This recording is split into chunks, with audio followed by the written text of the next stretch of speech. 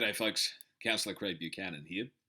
Now, I'm sure many of you will have heard, you'll either have read it in the local paper or you'll have seen the online commentary, that I've put my hand up as a candidate in the upcoming direct election of the mayor here in Rockingham.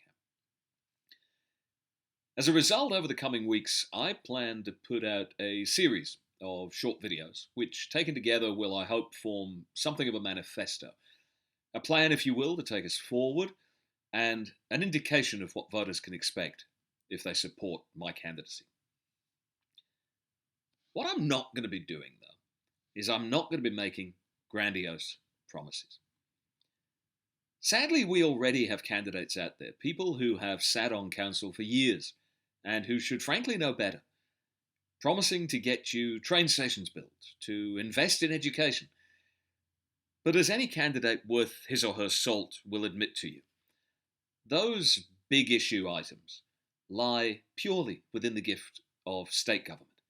They're not issues for the council, and I don't intend to blow smoke in the ears of the voters of Rockingham by claiming a level of power and influence which the council and its mayor, even on the best of days, simply don't have.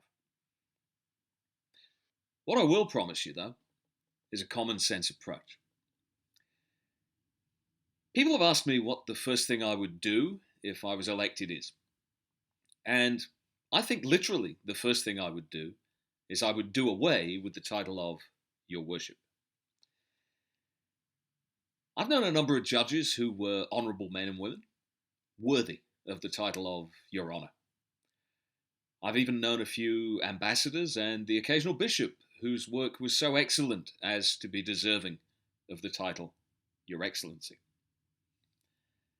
But you know, of all the mayors I've known down through the years, and I've known a few, and it's no insult to them because I've counted some of them as friends, I think it's safe to say I've never met one that I had any inclination of worshipping. To me, the title of Your Worship is an outdated trapping that sets the mayor on an unnecessary pedestal. I think it keeps them apart from their council colleagues, and I think it sets them apart from the ordinary ratepayer. And for that reason, it would be my intention, if elected, to make it clear from day one that I dislike the title and would prefer to simply be referred to as Mr. Mayor or plain old Mayor, if it comes to that. The other thing I think I'd do is I'd ask the city to take a look at rescheduling some of its meetings. Full council meets in the evening, but subcommittees meet in the afternoon, and our all-important councillor engagement sessions are also held in the afternoon, which means that working councillors can often struggle to attend the full month's gamut of meetings.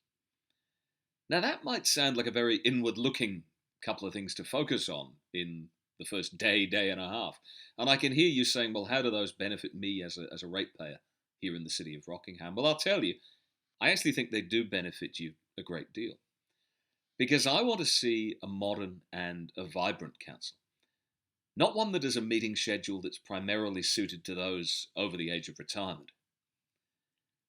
I think we need to engage with new, young candidates who are willing to stand as councillors and to become involved and to contribute to our debates. I think we need to engage with those who have been and who still are successful in business and enterprise in our local community. And to do that, I believe we need to be offering work-friendly opportunities that will appeal to the broadest possible pool of potential candidates. And that approach also allows you, the ordinary ratepayer of the City of Rockingham, to attend and to scrutinise our work more closely and more easily. And I happen to believe that transparency lies at the heart of good local government. Don't get me wrong, the City of Rockingham Council does great work, but it can always improve, and I want to be certain that any council that I might happen to lead is fit for purpose and is firmly based in the 21st century. As I said, over the coming weeks, I aim to produce a series of videos that will explain how I think those 21st century values intersect with key areas of council policy.